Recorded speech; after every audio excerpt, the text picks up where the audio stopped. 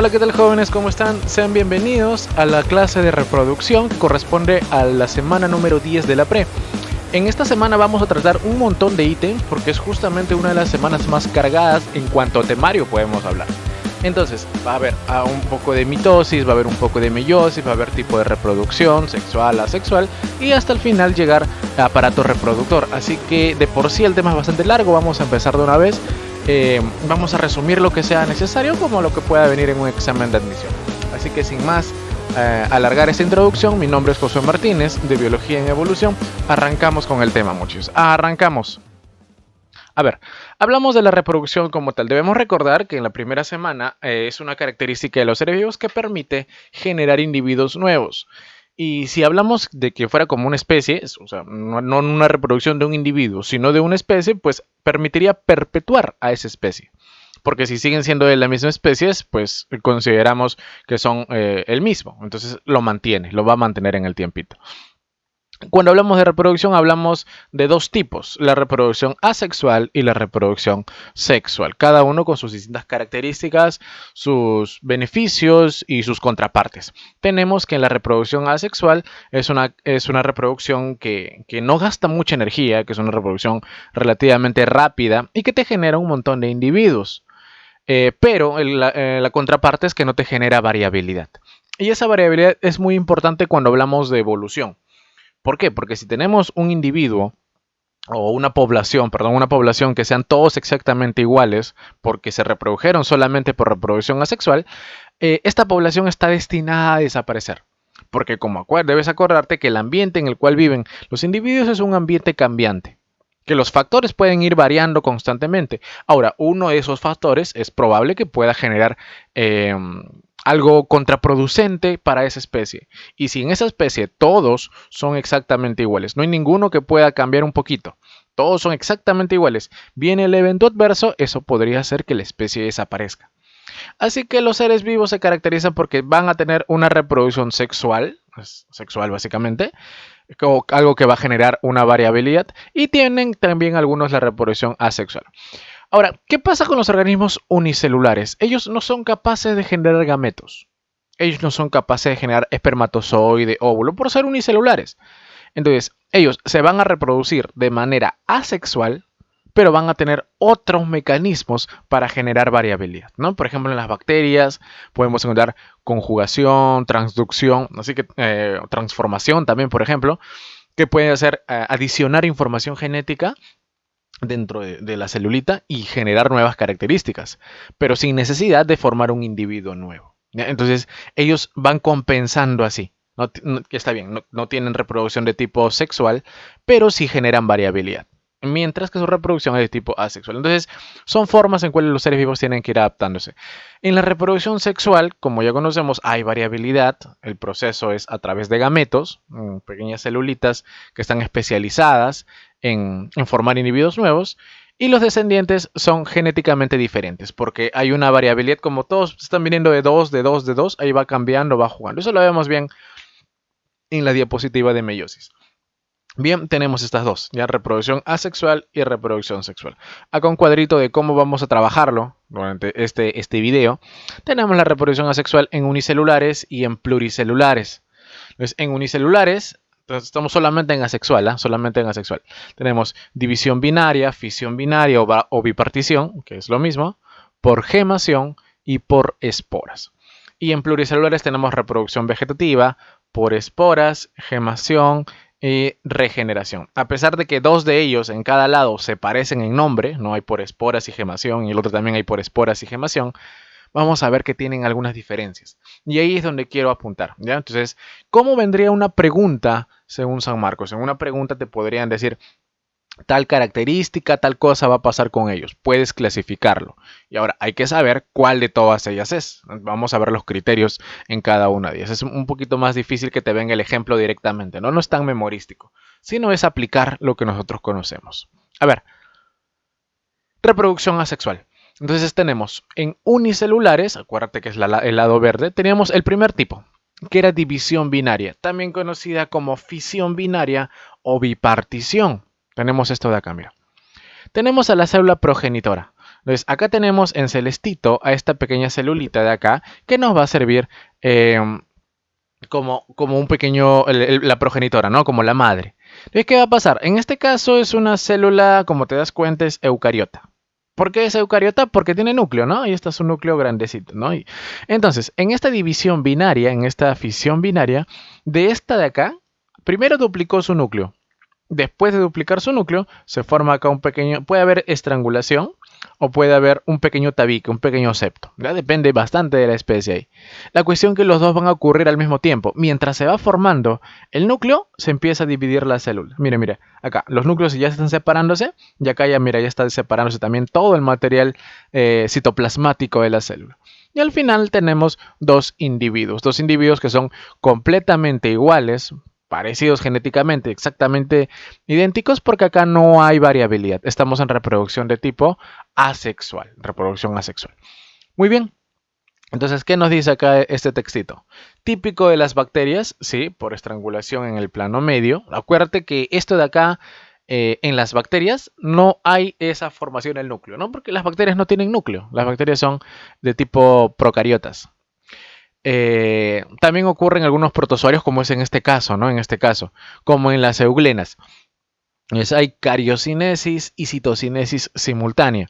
Entiéndase a la cariocinesis como la división del núcleo. Y entiéndase a la citocinesis como la división del material citoplasmático de la célula. Entonces, en ambos eventos van a suceder al mismo tiempo, ¿no? Empieza a dividirse el núcleo, está dividiéndose y empieza a dividirse la célula. Después salen los dos exactamente iguales. Entonces, acá tenemos el primer tipo, división binaria, fisión binaria o bipartición. Entonces, este es el primero para unicelulares. ¿Qué más? También vamos a tener este también para unicelulares que se va a llamar por gemación. Se va a formar una pequeña yema. Entonces tenemos una celulita que tenemos acá que es una celulita grande. Y esta celulita lo que va a hacer es formar, crecer, crecer. Y lo que vamos a ver es que hace su división del núcleo. El núcleo empieza a dividirse. Y este núcleo, una parte del núcleo, el núcleo nuevo que ha salido, va a empezar a migrar hacia la membrana. Va a empezar a irse hacia la membrana poco a poco. Y una vez que llega a la membrana, como te das cuenta, agarra un pedazo de la membrana justamente y un poco el citoplasma. Entonces luego sale. Obviamente, como no ha sido una división exacta, no ha sido una división en dos partes, uno de ellos va a ser más grande, ¿no? Y el nuevito que ha migrado hacia la membrana y ha agarrado lo que ha podido, ese va a ser más pequeño. ¿Se parece un poco al anterior? Claro, ¿no? Si fuera en eucariotes el anterior, sí, se parecen bastante. Pero acá vemos la diferencia en cuanto a la progenie, en cuanto a los hijos que va a tener. Sus hijos son muy pequeños a comparación de la célula que había dado este proceso, ¿no? Que había hecho este proceso de formar individuos nuevos. Entonces, ¿quién hace esto? Por ejemplo, las levaduras. ¿Qué nos dice? Se forman dos núcleos y una se desplaza hacia la membrana, como te dije, y forma una especie de yema que se rodea de citoplasma. Luego sale por gemación. Listo. Y el otro que tenemos por acá es esta por esporas. Entiéndase a las esporas, otro nombre que también podría recibir es la fisión múltiple.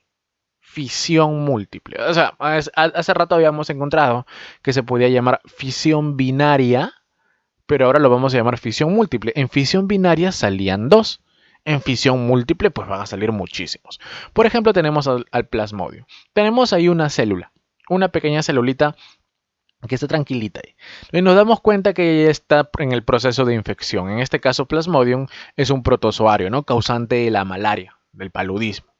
Ya está. Este plasmodium va a entrar a esta celulita que vendría a ser un glóbulo rojo.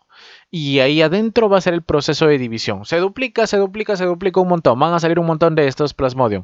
Pero no revientan todavía. Se acumulan todos dentro de la célula. Después de un tiempo, la célula revienta y salen todos los nuevos plasmodium que han salido. Todos son exactamente iguales, todos tienen el mismo tamaño. Pero como se han liberado muchos, a cada uno de esos los vamos a llamar las esporas. ¿Ya? Estas esporas en unicelulares, por favor, en unicelulares. Ya vamos a ver que hay esporas de otros tipos cuando hablamos de pluricelulares. Estas esporas en unicelulares. Ejemplo, plasmodium. ¿Ya? Como dice el textito, consiste en una serie de divisiones del núcleo que se rodean de citoplasma. Se forma la membrana de cada uno de ellos, cada uno va a agarrar un pedacito de membrana. y se liberan en numerosas células llamadas esporas. Por ser muchísimos, división por esporas. El proceso también se le puede llamar esporulación. ¿Ya? Es un nombrecito que también puedes encontrarlo por ahí. Listo. Entonces, estas son las 3 reproducciones asexuales en organismos unicelulares. Ahora arrancamos con lo que es pluricelulares. El primer tipo hablamos de reproducción vegetativa en las plantas. Y en las plantas tiene una importancia bastante amplia en cuanto a los procesos económicos, ¿no? ¿Por qué? Porque debes recordar que la reproducción de tipo asexual no genera variabilidad. Estamos todavía en asexual, en pluricelulares, pero asexual. Y nosotros consumimos esas plantitas, le sacamos provecho en la industria alimentaria. Si nosotros encontráramos una persona que es granjero, por ejemplo, encontrara un tipo de planta y esta planta tiene algunas características como lo son, que son grandes, los frutos son bastante grandes, o lo que se vaya a consumir es bastante grande, que son resistentes, resistentes a las plagas, por ejemplo, resistentes a algún pesticida. Se adaptan a cualquier tierra, ¿no? Son muy adaptables, son también resistentes, también es otro tipo de resistencia. Son sabrosas, ¿no? O sea, al momento de la persona que lo va a consumir es bastante agradable. No consume muchos recursos, no necesita mucha agua, no necesita mucho abono y el tiempo de crecimiento es bastante rápido. O sea, la cosecha, para la cosecha. Entonces, a la persona que está cultivando esta plantita no le convendría que haya una variabilidad. Porque si hay una variabilidad, los que van a salir pues van a ser un poquito distintos entre ellos y van a perder de repente algunas características. ¿Pueden ganarlas? Sí, pueden ganarlas, pero lo más probable es que las pierdan. Es muy probable que suceda eso. Entonces, al agricultor le conviene que haya una reproducción de tipo asexual, que no haya esa variabilidad, porque ya tiene una planta que es estándar, que cumple todos los requerimientos como para que él pueda venderlo y hacer su negocio. Entonces, estas reproducciones han cobrado ese boom justamente por esa importancia que tienen. Entonces vamos a tener esto que está acá. Antes de leer este textito vamos a ir viendo qué lo encontramos acá. Estos que tienen grafiquitos se les va a conocer como las naturales. Reproducción vegetativas naturales. ¿Ya? Estamos en reproducción vegetativas naturales.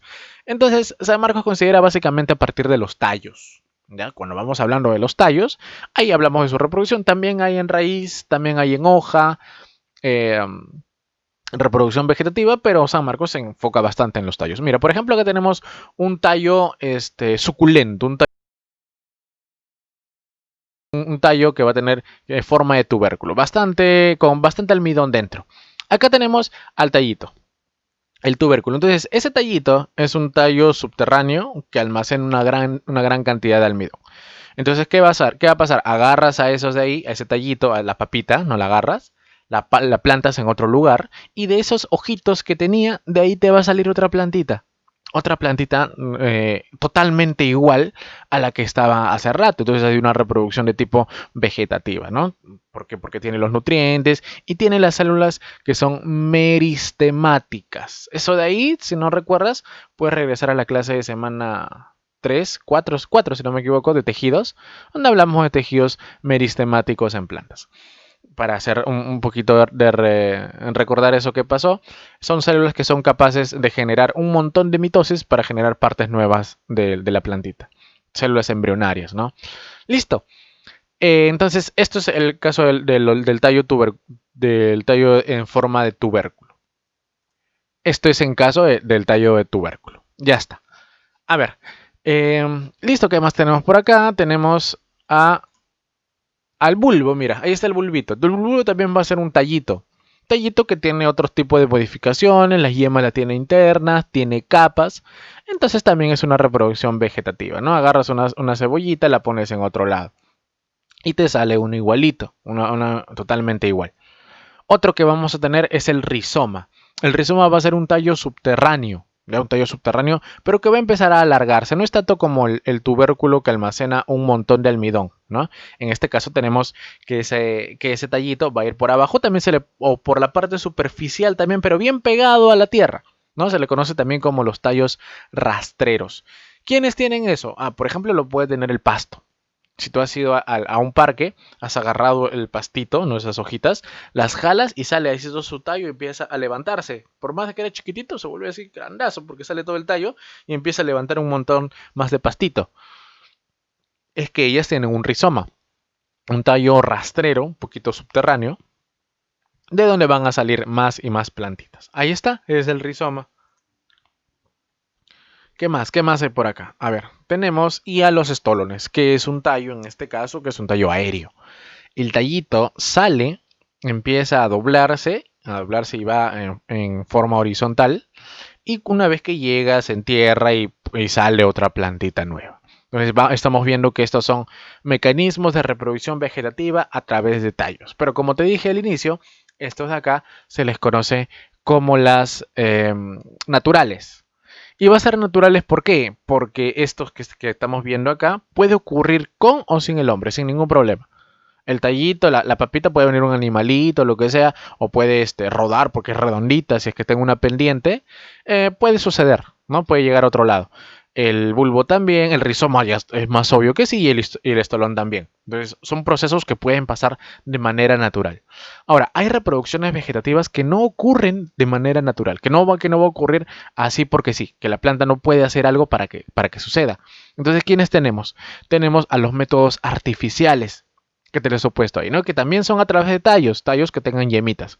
¿Quiénes van a ser? Los esquejes, las estacas y los acodos. Entonces, esos van a ser un tipo de reproducción asexual vegetativa a través de tallos, pero artificial. Eso no ocurre de manera natural. Eso tiene que venir una persona y tiene que encargarse de agarrar al tallito, ponerlo en unas condiciones necesarias, ponerlo así bien bonito, enterrarlo, darle su tierrita para que pueda crecer, ¿no? Entonces, esos son procesos que no se pueden dar porque sí. Esa clasificación está más o menos dependiendo del grosor, de las técnicas que puedan tener, ¿no? Así que las agrupamos a los tres juntos, esquejes, estacas y acodos, ¿no? Dependiendo del ángulo, sí, con las condiciones del tallito. Así podemos clasificarlo, pero no especifica mucho eso San Marcos, así que lo dejamos así. Los tres del grupo artificiales. Ya está. Entonces, tubérculos, bulbos, rizomas y estolones naturales, esquejes, estacas y acodos artificiales. Todo reproducción vegetativa o también conocida como reproducción asexual en las plantas porque son pluricelulares. Tenemos a las esporas. Las esporas va a ser un tipo de reproducción que va a tener en la parte asexual en las plantas y hongos. Ahí está anotadito quiénes van a ser. Mira, sucede en algas, en hongos, en líquenes, en musgos, helechos y las plantas superiores. ¿Por qué va a suceder esto? A ver, más o menos te lo explico como para que puedas entenderme. Imagínate que tú vas a tener una familia, ¿no? Quieres tener espermatozoides y la mujer va a tener óvulos, los forma, se logra la fecundación, la fertilización de los gametos y te sale un individuo nuevo. Es un proceso de reproducción sexual, dos progenitores. Pero imagínate que un hombre libera un espermatozoide y ese espermatozoide empieza a crecer. Ese espermatozoide empieza a nutrirse, a desarrollarse, a formar estructuras. Entonces se vuelve así como tu hijito. Entonces, eso vendría a ser una reproducción de tipo asexual, porque vendría a ser solamente hijo del padre, ¿no? En este caso la madre no tendría nada que ver, no hay madre, solamente del papá, del varón. Entonces, este espermatozoide se forma por reproducción de tipo asexual. Algo así pasa más o menos en el caso de las plantas. Ahora imagínate que ese espermatozoide libera también espermatozoides chiquitos, obviamente ya no va a ser meiosis, va a ser mitosis, libera espermatozoides y esos espermatozoides fecundan a un óvulo. Y ahora se dio la reproducción de tipo sexual, entonces va alternando. ¿No? Algo así hacen las plantas, se le conoce como la alternancia de generaciones. Eso lo vemos bien cuando llegamos a la clase de plantitas, ¿no? Alternancia de generaciones. Entonces, entendamos cómo sucede este proceso. Mira, tenemos acá un individuo que es diploide. Entiéndase un individuo diploide como aquel que se formó de reproducción sexual. Tiene dos N. ¿Por qué? Porque de mamá y de papá. Dos N. Entonces, él va a ser diploide. Un N de mamá y un N de papá. Listo. Entonces, este que está acá es diploide. ¿El que va a hacer? Va a ser un proceso de formar un gameto. Obviamente el gameto tiene que ser haploide, ¿no? Si él va a formar, imagínate que es un varón, una persona, un hombre. Él va a formar un gameto, el gameto tiene que ser haploide. Haploide entiéndase como N, ¿ya? ¿Por qué el espermatozoide tiene que ser N? Ah, porque es N él y N el óvulo se vuelven a juntar y vuelve a salir el diploide. ¿Sí? Espero que me hayas entendido eso. Tenemos el individuo, la persona adulta que va a ser diploide y él tiene que hacer un proceso llamado meiosis, te lo voy adelantando. meiosis para formar células haploides, N. ¿Ya? 2N hace meiosis y forma N. Diploide hace meiosis y forma haploide. Este que está acá ya es un gameto que es haploide. Es este gameto que está acá va a venir por acá, mira. Y como te das cuenta, ¿qué es lo que hace este gameto? Mira, sigue. ¿Se ha cruzado con alguno? Como te das cuenta, no. Viene por acá, sigue siendo haploide, sigue siendo haploide. Y ahora generó un individuo nuevo, este que está acá. Este que está acá viene a ser un individuo haploide. Es como si fuera tu hijo un espermatozoide, así, ¿no? Como te dije, un individuo grande. Tu espermatozoide, así, que era así, ha crecido, se ha desarrollado y está estudiando. Y él, ¿qué va a liberar? Va a liberar gametitos chiquitos. Acá está, mira. Y aquí es otro, ¿no? De otra planta. Imagina que es otra planta. Que ha liberado esto de acá. Acá ha crecido. Igual es reproducción asexual hasta acá. Pero acá también libera. Acá ya no hace meiosis, ¿no? Porque si esto es N, eso también es N. Entonces tiene que formar algo para que forme más N y N. N y N. Ahora sí, se juntan. Acá sí es el proceso de fecundación, de fertilización. Se juntan N y N, 2N. Acá está este 2N, luego se convierte en este 2N que está acá. Entonces, ¿qué va a pasar? Esto es la alternancia de generaciones, más o menos así a grosso modo. Como te digo, lo repetimos bien cuando lleguemos a plantas. Entonces, acá hay una reproducción de tipo asexual. Esto es donde me quiero enfocar. Este individuo que está acá forma este nuevo individuo acá. Entonces, esta bolita que está acá se va a llamar el esporangio. ¿Por qué esporangio? Porque adentro de él están ¿quiénes? Estas pelotitas. Esas pelotitas van a ser las esporas. Y estas esporas luego va a crecer y se va a formar el individuo nuevo. ¿Qué viene a ser haploide? ¿Qué viene a ser N? ¿Qué viene a tener solamente la carga cromosómica del papá? Que hizo meiosis. Hizo meiosis, no te olvides, ¿ya? Listo. Entonces, N así. Este vendría a ser la reproducción por esporas. ¿Quiénes hacen esto? A las algas, los hongos, líquenes, musgos y helechos y plantas superiores, ¿no? Entiendes en las plantas superiores como angiospermas y gimnospermas. Musguitos, helechos, ya está. Listo, espero que eso se haya entendido. Lo repites si es que algo no quedó claro y si no, lo dejas en la caja de comentarios. A ver, acá hablamos del proceso de gemación, sí, otro nombre parecido, gemación, pero hablamos de pluricelulares. Recordemos cómo era la gemación en unicelulares, era un proceso donde un nucleicito de la célula, un pedacito del núcleo que había sido formado, se iba hacia la membrana, chapaba un poco de membrana, chapaba un poco de citoplasma y salía. ¿No? Tomaba un poco del citoplasma y salía. Listo. Ahora no va a suceder tanto así. Ahora estamos en individuos pluricelulares y lo que tiene que pasar es que unas células van a formar a otras que van toda la célula irse a un lado y formar un individuo chiquitito, pequeñito, como es el que estás viendo que se está formando ahí. ¿Ya? Una porción relativamente pequeña y poco diferenciada del progenitor crece y forma una pequeña yema. Esta bolita que ves ahí chiquitita al ladito de cada individuo viene a ser una yema, que como te das cuenta está creciendo, la que se transforma en un nuevo individuo. Si le ponemos nombrecitos, este es el progenitor. Acá vemos a las yemitas, ¿no? Ahí también se ve la yemita, pero acá ya se ven un poquito más grandes en estas dos del medio. Y al otro lado ya vemos el organismo nuevo, ya concluyó el proceso de la gemación. Obviamente acá no es que el núcleo se separe y sale otra célula así, ¿no? O sea, no sucede como en unicelular, sino que un grupo de células se separan y salen del individuo. ¿Ya? Va más o menos así, es parecido cuando lo ves a gran escala, pero esto es en individuos pluricelulares. Listo, seguimos. Regeneración. Si el cuerpo del animal está dividido en dos o más partes, cada una se transforma en individuos nuevos. Acá tenemos a la estrellita, pues, por ejemplo. Generalizamos y hablamos de que la estrellita le puedes cortar el bracito y del bracito te puede crecer otro. Entonces, esta estrellita que está acá está haciendo una reproducción, porque de cada uno de ellos te está saliendo un individuo nuevo. Entonces, ¿qué va a pasar? Este que ves acá, como ves, esta estrellita que ves acá, se le ha hecho un corte más o menos acá. Acá se le ha cortado. Y este bracito que está acá, mira cómo está creciendo. El brazo grande y le empieza a salir otra estrellita. Así como Deadpool, ¿no? Como le crecía su manito, así. Dice grande y ya chiquitito. Y acá te sale otro individuo nuevo. Como nos damos cuenta, este de acá vendría a ser este que está acá. Obviamente volteado, ¿no? Este de acá es su brazo antiguo, el brazo que ha sido cortado. Y acá vemos cómo les va creciendo los nuevos bracitos a esta estrellita. No confundir con lo que pasa con algunos reptiles, con unos lagartos, que se le corta la cola y le crece la cola. Claro, eso también se le llama regeneración, pero eso no es reproducción, pues, porque no están saliendo individuos nuevos. Es una regeneración propio de ellos, ¿no? Donde regeneran parte de su cuerpo y ya. Pero acá hablamos de regeneración reproductiva cuando de la parte cortada te sale un individuo nuevo, ¿no? Obviamente si al reptilcito le corta su colita, de la cola no te sale otro nuevo, ¿no? Eso se degrada. Listo.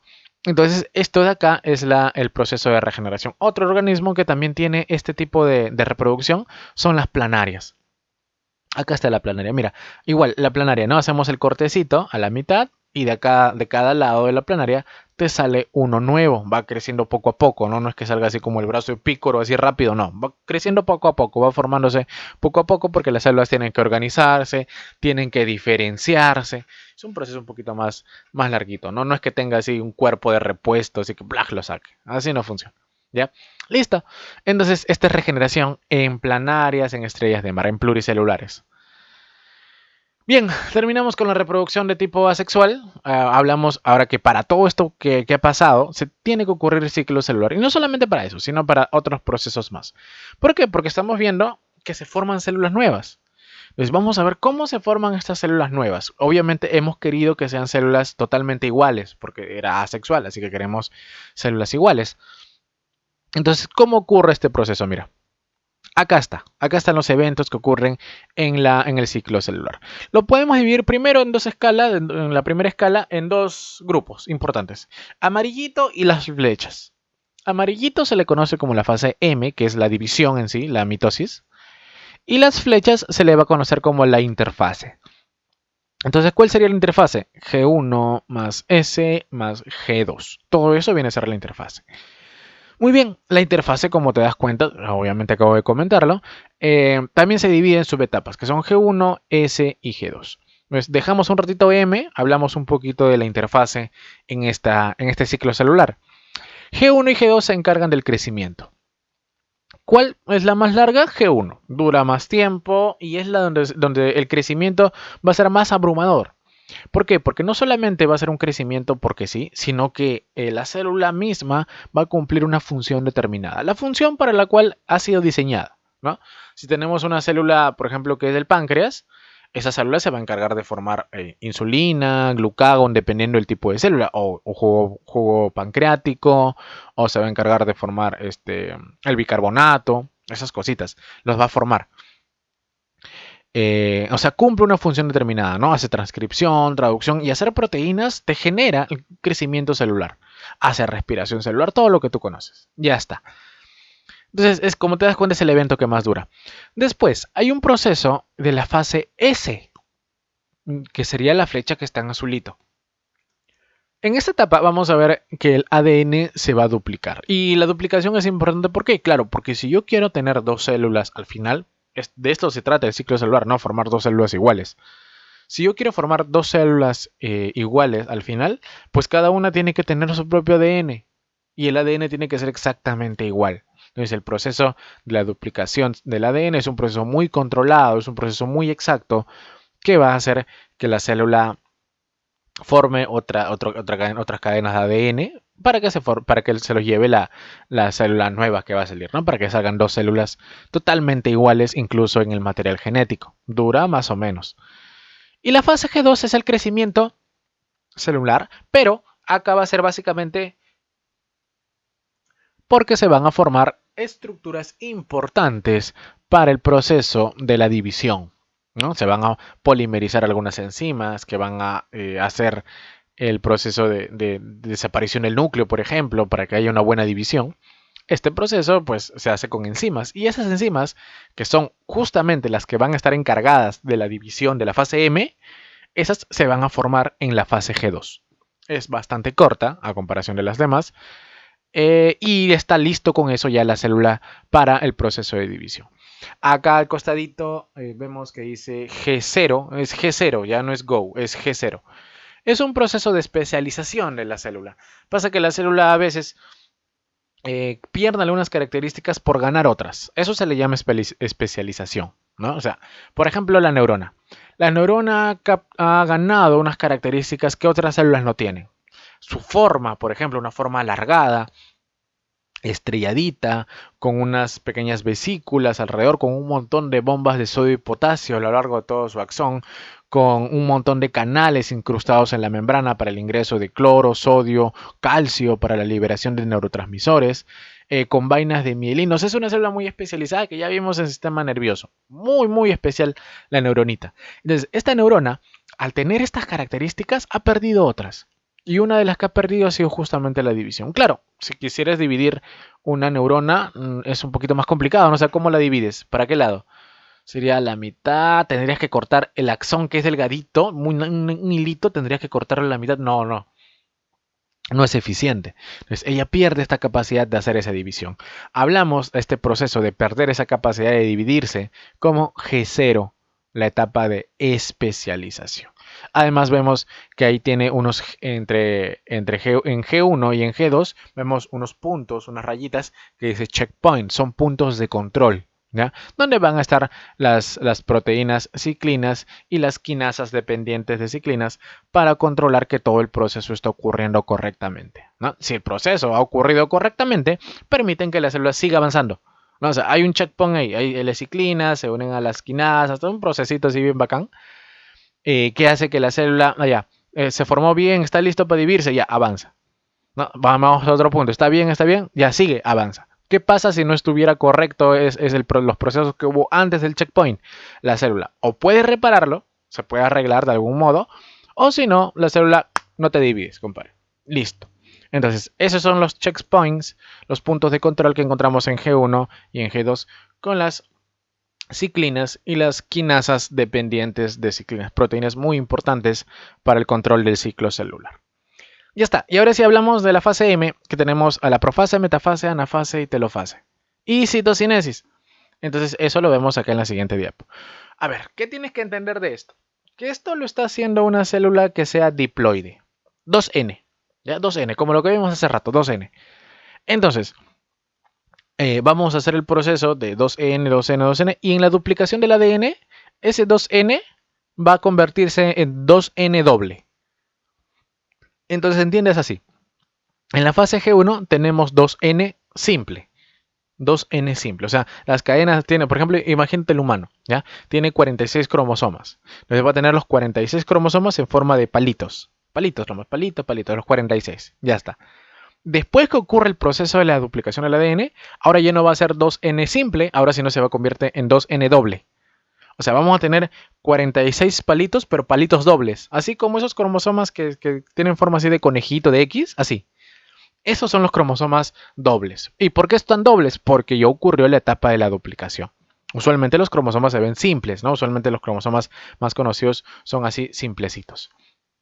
Ya está. Ese es el proceso de la duplicación. Entonces, obviamente, en G2 seguimos encontrando 2N doble. Y en la fase M vamos a encontrar el proceso de división, donde van a salir dos células. Entonces, si tenías 2N doble, divides en 2. Sería 2N simple cada una de ellas. 2N simple cada una de ellas. ¿Ya? Ahorita hacemos la ecuación correspondiente. A ver qué encontramos por acá. Ya está. El ciclo celular completo. Más o menos así con un esquema con las partes más importantes de cada uno de ellos. La mitosis. Entonces tenemos ahí las 4 etapitas. Entonces, eso que está ahí arribita, que está abajo de mitosis, viene a ser una célula que ya está en G2. Debes recordar que se encuentra con la carga cromosómica 2N doble. 2N doble porque ya terminó la fase S. 2N doble. Y esos que son como pastillitas medios cremitas que están ahí, vienen a ser los centriolos.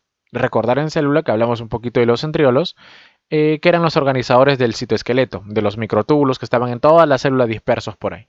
Ya está, esos centriolos se van a encargar de quitar el esqueleto y convertirlo en unas fibras que te van a ayudar a que haya una división correcta.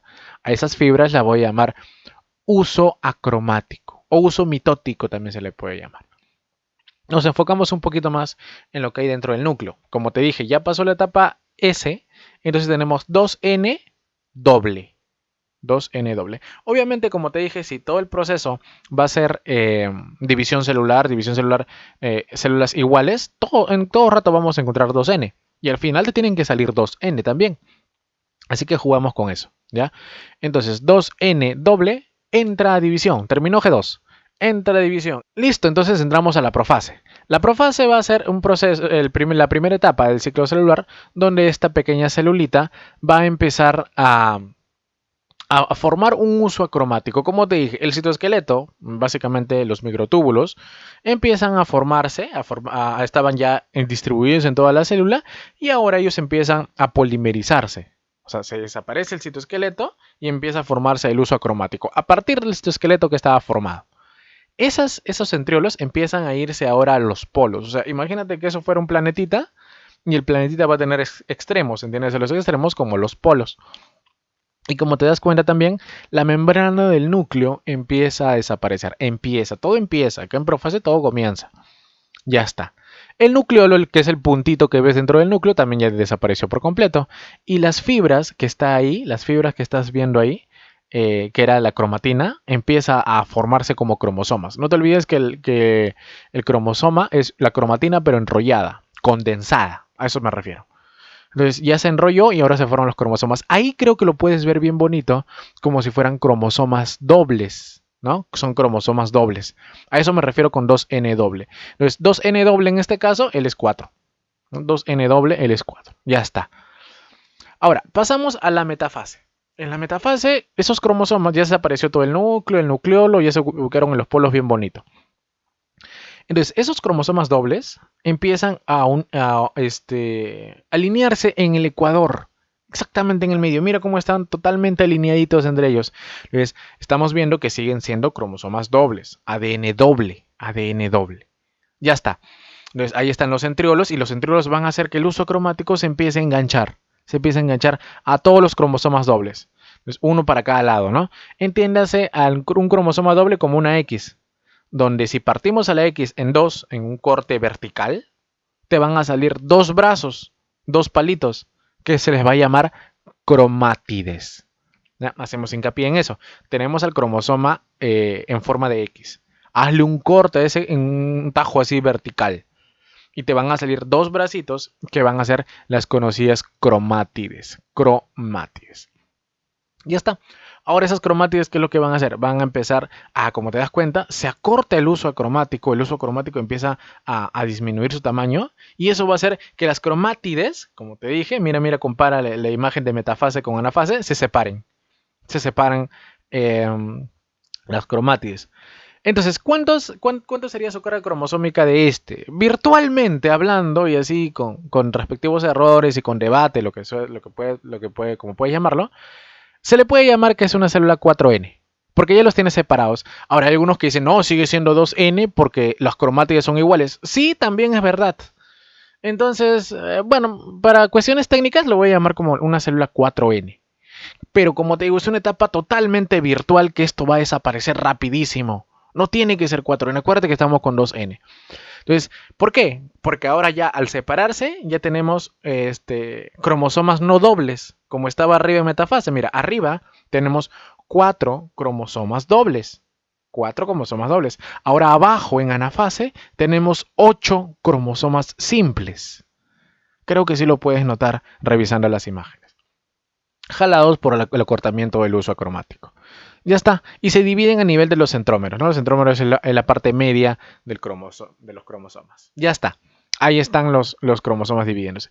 Y ahora, como te dije, no se puede quedar en 4N, así que cambia el toque. ¿Qué va a pasar? División. Cada uno va a formar su núcleo y ahora vamos a dividir a la célula en dos. Si tenías 8 simples y vas a sacar 2 células, tienes que sacar 4 simples cada una de ellas. 4 simples cada una de ellas. Ya está. O sea, 2N simple. Listo. Igual, ¿no? Se descondensa lo que era así gordito como habías visto los cromosomas. Ahora se convierten en hilachitas, se vuelven a convertir en cromatina. Vuelve a aparecer la membrana del núcleo, vuelve a aparecer el nucleolo. Los centriolos empiezan a quedarse en el punto donde tenían que estar. Y ahora ocurre el proceso de la citocinesis. Ya la citocinesis es la división de la célula. Ojo, mira, aquí en la mitosis, como te das cuenta, primero ocurre la cariocinesis bien marcada y luego ocurre la citocinesis, ¿no? O sea, hay un pequeño desfase acá, no es como en el caso de la fisión binaria donde ocurrían simultáneo, ¿no? Acá es un poquito antes la cariocinesis, o sea, profase, metafase, anafase y telofase es cariocinesis, y después ocurre la citocinesis. Como te das cuenta, esta célula la agarramos así del medio y la empezamos a estrangular. Estrangulamos y salen dos celulitas. De estas dos celulitas, ya cada una de ellas va a tener cuatro simples, ¿no? O sea, 2n simple. Acuérdate que 4 en este caso es mi número 2n. Empezamos con 4 dobles, 4 siempre ha sido mi 2n. Ya está. Y listo. Entonces, esto de acá luego se separa en dos células y ya tenemos las dos células que van a ser 4 simples, ¿no? Con 4 cromosomas. Bueno, ya no son cromosomas, son cromátides, pero 4 ADNs simples. Ya está. ¿Y estos simples de acá qué van a hacer? Van a hacer la G1 y después la S. Y cuando lleguen a la fase S, luego ¿qué va a suceder? Van a dejar de ser cromosomas, ADN simple y se va a convertir en ADN doble. ¿Y este ADN doble qué va a hacer? Va a entrar de nuevo a la profase. Doble, doble, doble, simple, simple, simple, G1 simple, fase S, doble, doble, doble, doble y vuelve a empezar. Así. Y siempre se ha mantenido con 4, ¿no? Salvo en anafase, que es un ratito nomás que tiene 8, pero ya termina esto y acá se envuelve y se vuelve 4, 4. ¿Ya? O sea, si quieres puedes contabilizarlo, si no, no hay problema. Listo, esto viene a ser las etapas de la mitosis. En el caso de la célula vegetal, como dice ahí, ellas carecen de centriolos, o sea, no van a tener esta bolita que está acá, sino para eso va a tener unos casquetes polares, que son unas proteínas en forma de casquito, por eso se llama casquete, y esas de ahí van a encargarse de formar el uso y más cositas. Entonces, como al centrosoma, que es la estructura donde estaban los centriolos, se le conoce como el áster. A las células vegetales, como no tienen centrosomas, se les conoce como la anastral, sin áster, ¿no? Anastral. Y en el caso de la célula vegetal, igual como te digo, ella tiene una pared celular fuerte. Entonces, a ella no la vas a poder así apretar de la cintura como estás haciendo en la telofase. Te das cuenta que aprietas y salen dos, ¿no? Entonces, esto no se va a poder hacer en la célula vegetal, sino que se divide de adentro hacia afuera. Se va formando más o menos por acá, acá, una pequeña plaquita, placa media, que se va a llamar fragmoplasto.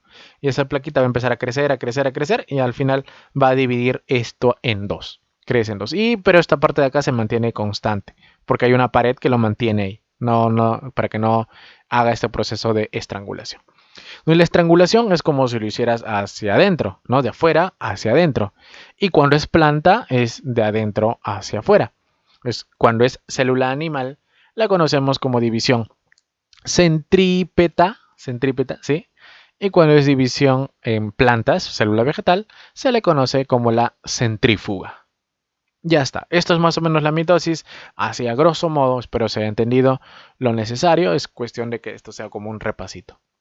Seguimos. Hablamos ahora sí de la meiosis. La meiosis es un proceso un poquito más complicado porque hay dos divisiones sucesivas.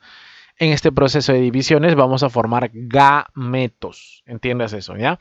Hace rato formamos células iguales, o sea, íbamos de 2n a 2n, ¿no? Acuérdate que empezábamos con una célula 2n doble y terminamos con célula 2n simple. Ahora yo necesito que hacer otra división más para convertirlo en células n simple. Quiero hacer eso, quiero convertir las células en las células 2n en n simple al final. O sea, para eso necesito una división más. Y justamente por eso la meiosis tiene dos etapas. Meiosis 1 con su profase 1, anafase 1, metafase 1, anafase 1 y telofase 1. Y su meiosis 2 con su profase 2, metafase 2, anafase 2 y telofase 2. Igualito.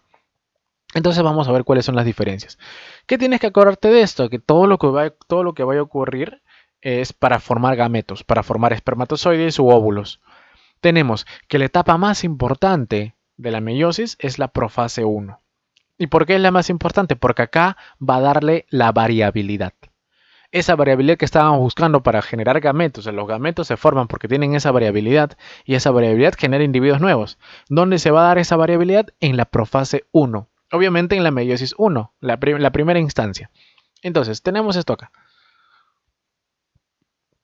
Mira, tenemos la profase 1 y la profase 1 va a tener subdivisiones. Va a tener leptoteno, cigoteno, paquiteno, diploteno y diacinesis. ¿Cómo va a ocurrir este proceso? Mira, en la profase 1 va a ocurrir tal cual como hemos visto en la profase normal en la mitosis. En la profase 1 desaparece la envoltura nuclear, desaparece el nucleol, los centriolos están yéndose hacia los polos, obviamente para hacer su división como tal cual, pero dentro, en los cromosomas que están formándose, obviamente porque empieza a condensarse, empieza a hacer la profase 1, que es la etapa más larga. Entonces, ¿qué va a pasar con los cromosomas? Acuérdate que tenías cromosomas dobles, ¿no? Porque estamos terminando la fase G2. Ellos son dobles, así en forma de X. No X partida, sino forma de X. Listo. ¿Qué vamos a hacer? Vamos a agarrar a los cromosomas de X de par en par. O sea, una X con otra X, las juntamos. Otra X con otra X, las juntamos. Otra X con otra X, las juntamos. Así. Entonces, la primera etapa, leptoteno. Entonces el leptoteno va a ser propio como la profase, ¿no? Empieza a condensarse, pero ahora va a empezar a agruparse. Como te dije, van a juntarse de dos en dos. Van a juntarse de dos en dos. En el leptoteno, que es la primera etapa, se empiezan a juntar. Segunda etapa, cigoteno. En el cigoteno se va a formar unas estructuras conocidas como los bivalentes. ¿Qué es un bivalente?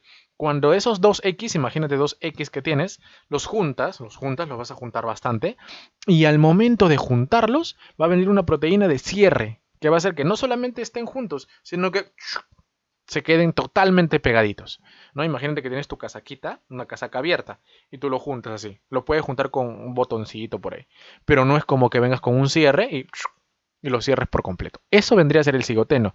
Luis, ¿cómo va a ser eso? ¿Cómo le vas a llamar? El bivalente. Si te preguntan, ¿dónde se forman los bivalentes? En el cigoteno. Ahora, ¿qué va a pasar? Ya, como están bien juntitos, ahora va a ocurrir la variabilidad. Un pedacito de uno se va a ir al otro y otro pedacito del otro se va a ir al otro.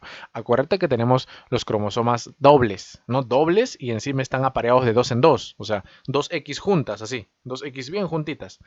Esos, ahora un pedacito de uno pasa al otro, el otro pasa al otro, el otro pasa al otro, así. Toda una jugada así bien bacán. Eso te va a generar la variabilidad. A ese entrecruzamiento lo voy a llamar crossing over. Ocurre en el paquiteno. Mira, estamos en el paquiteno. Ahí ocurre el crossing over. Ya está. Ahora, ¿qué más necesito saber? A eso de ahí yo lo voy a llamar las tétradas. ¿Ya? Entonces, leptoteno empieza a juntarse. Cigoteno se forman los bivalentes. Paquiteno, entrecruzamiento, crossing over y tétradas. Listo. El diploteno ya ocurrió el entrecruzamiento. Ahora se van a querer separar. Pero no se van a poder separar del todo, sino que se van a quedar juntas en un pedacito. Ese pedacito lo voy a llamar quiasma. Hablamos un poquito de quiasma cuando hablamos del sistema nervioso, que el quiasma era un cruce. Ya, acá también se van a cruzar. ¿Te acuerdas que habían cruzado porque un pedacito pasaba al otro? Ya, ahí se quedan pegados. Entonces, a eso lo voy a llamar los quiasmas. Si te preguntan dónde se forman los quiasmas, se forman en el diploteno. Y en la diacinesis ya terminan de separarse, ¿no? Los quiasmas se van trasladando a los extremos de los cromosomas, ¿no? En el proceso de terminalización. Así se le llama el procesito. Listo. Entonces, ya tenemos el entrecruzamiento. Todo eso ocurrió en prefase 1. O sea, mientras va yendo el uso, mientras termina de condensarse el ADN, mientras termina de desaparecer, todo eso ocurre dentro de los cromosomas. Esos 5 eventos, ¿ya? Bien, espero que lo tengas bien en la cabeza cómo ocurre. En la metafase, como te das cuenta, se han quedado todavía juntos de par en par. Ya no tenemos una X en cada punto, ¿no? O sea, puedes compararlo incluso con esta metafase. Esta metafase que ves acá, mira. Esta que está acá, se parece muchísimo a la metafase de la mitosis. ¿Por qué? Porque tenías un X acá, otro X acá, otro cromosoma doble acá, otro cromosoma doble acá. Así. Pero acá no, mira, acá tienes un X arriba y otro X acá abajo. O sea, un cromosoma doble acá y otro cromosoma doble acá. Un cromosoma doble acá y otro cromosoma doble acá. Un doble acá y otro doble acá. Así. Entonces se forma ya no solamente una línea, sino se forman dos líneas. Dos líneas, así. ¿Por qué? Porque mira, date cuenta, en la anafase 1, obviamente, ¿quiénes se están separando? Este se va para allá y este se va para allá. No se separa como si fuera una mitosis. ¿Te acuerdas que se partía el X? No, acá no. Sino todo esto se va para arriba, todo esto se va para arriba, todo esto para arriba, así. Y esto que está acá se le conoce como la separación de los cromosomas. Date cuenta que en anafase se separan los cromosomas. Y la telofase, pues ya se descondensa, ya date cuenta, mira cómo ocurrió la variabilidad, ¿no? Ya no es todo rojo, sino que tiene rojo con cachitos azules, el rojito, el azulito tiene azulito con cachitos rojos, así, bien variable. Y date cuenta que estas células ya no son exactamente iguales. Entonces, acá empezamos con una célula que tenía seis cromosomas, 6, ¿no? 1, 2, 3, 4, 5, 6. Ya está, los 6. Acá, ¿cuántas va a tener cada una de ellas? Cada una de ellas va a tener 3, pero 3 dobles. 3 dobles, ¿no? O sea, sigue siendo doble porque, mira, sigue siendo la X completa. Dobles. 3 dobles. Entonces, ¿en qué se convirtió? Oye, si 6 era 2N, 3 es N, pues obviamente. Entonces, estas van a ser haploides. Haploides dobles. Después de telofase, tenemos haploides dobles. Listo. Tenemos ahora el haploide doble. ¿Ahora qué va a ocurrir? Ya, el proceso de división. Tal cual, mira. Ahora tenemos, esto va a parecer una mitosis igualita a una mitosis. ¿Ya? Solamente que ya no arrancas con diploide, sino arrancas con haploide. ¿Ya? Mira, este que está acá es haploide. ¿Qué hacemos? Mira. Profase, ¿no? Desaparece el núcleo, se van a los polos, bla, bla, bla. Ya. Se acomodan ahora sí en el medio. Ahora se acomoda así solamente un X acá. Se acomoda el uso cromático, en el uso cromático y empieza a jalar. Ahora ya no jala cromosomas, ahora va a jalar cromátides. Mira, toda la cromátide jala. ¿Sí? Ahora el X, ahora sí lo corto, así como te dije. Corto el X a la mitad, de forma vertical. Y acá salen. Listo. Esto ya no son cromosomas dobles, sino son cromosomas simples. Cromosomas simples. Y todo el de acá se va para una célula y todo el de acá se va para otra célula. Empezaste la profase 2 con cromosomas haploides dobles y terminaste con haploides simples 2. De una salió 4. De una salió 4, ¿no? Porque de acá sale 2 y de acá estos 2 cada uno, 4. Ya está. Esto de acá es meiosis a grosso modo, así espero que se haya entendido, lo repites, hay unos videos de animaciones muy interesantes, pero con lo que te acabo de comentar, entiendes un poquito y acá le das un poquito de color. Con esto ya empiezas a tener la imaginación de cómo ocurren los procesos meióticos dentro de la célula. Muy bien, seguimos avanzando, que ya nos hemos tirado bastante tiempo. Reproducción, ahora hablamos de reproducción sexual en plantas. Y la reproducción sexual en plantas se caracteriza porque tiene órganos sexuales. Acá hablamos de un órgano sexual que va a tener parte masculina y parte femenina. En este caso vemos una planta que es hermafrodita. ¿Por qué va a tener parte masculina y femenina? Entonces, recordemos los verticilos. ¿Cuáles van a ser los verticilos? 1, 2, 3 y 4 de afuera hacia adentro podemos encontrar el cáliz, la corola, el androceo y el gineceo. ¿Ya? El cáliz, ¿qué va a ser? El cáliz es esto de acá. Esto de acá. ¿Cómo se le llama a estas hojitas que están sosteniendo la flor? A esto se le conoce como los sépalos. ¿Qué va a ser el cáliz? El conjunto de sépalos. Ahí está el sépalo. Ya está. Después, ¿qué sigue? El pétalo. Acá está el pétalo. Que ya tiene el colorcito, ¿no? ¿Cómo se le va a llamar a esto? La corola. ¿Qué es la corola? El conjunto de pétalos. El conjunto de pétalos. Estos no entran mucho en la parte reproductiva, pero sí en la parte de polinización, ¿no? Para atraer a la abejita, esa gente de ahí. Ya está. Tienen un color bien bonito y tienen esta disposición por el que el cáliz, los sépalos lo mantienen así. ¿Qué más? Ahora sí hablamos de la parte reproductiva. Tenemos dos partes, androceo y gineceo. El androceo va a ser masculino. Vamos a tener acá a los estambres, que va a tener dos partes. La antera y el filamento. Esta parte, la larguita. ¿no? Esta es la parte masculina. Antera y filamento. Y dentro de la antera vamos a encontrar adentro al grano de polen, que van a ser los gametos masculinos. Los gametos masculinos. ¿Ya? Y acá, todo esto de acá, que se parece una jarrita, una botellita, viene a ser el gineceo, que es la parte femenina. Entonces encontramos tres partes acá importantes. Primero, la entradita, el huequito se le conoce como el estigma. El estigma va a tener justamente unas proteínas importantes de adhesión para que el grano de polen llegue y se pueda posar ahí. Segundo, el cuellito se le va a llamar el estilo. El estilo, va a ser la conducción por acá. Y por último, el ovario. Todo esto es el ovario. o traemos el ovario por acá, y acá traemos acá a los sacos embrionarios, también conocidos como óvulos. Los óvulos están dentro, ¿ya? Estos son los sacos embrionarios. Muy bien, esto es la parte femenina de la planta y acá la parte masculina. Obviamente la idea de la planta es que haya una fecundación uno para el otro para el otro, no una fecundación cruzada. Pero si no, ya pues hace así nomás, entre ella misma. La variabilidad es más limitada, obviamente, ¿no? Sí hay, pero hay variabilidad limitada. O sea, pueden salir plantas con características antecesoras a esta planta, pero más variables cuando es con otro, obviamente. Ya está. Entonces, esto de acá es la plantita. A ver, vamos a ver su proceso de gametogénesis. Y esto es un poquito complicado, es un poquito engorroso, porque acá encontramos varios procesos. Mira, la primera flechita que vemos acá, la primera flechita, esto de acá, es meiosis. Y la meiosis ocurre a 1 y 2. ¿Te acuerdas que de una salían 4? Sí, o sea, todo el proceso de meiosis que vimos en la diapo que era así largazo, de una salían 4, ¿no? Meiosis 1 salían 2 y meiosis 2 salían 4 al final. Ya, acá hacemos eso. Meiosis salen 4, ya está.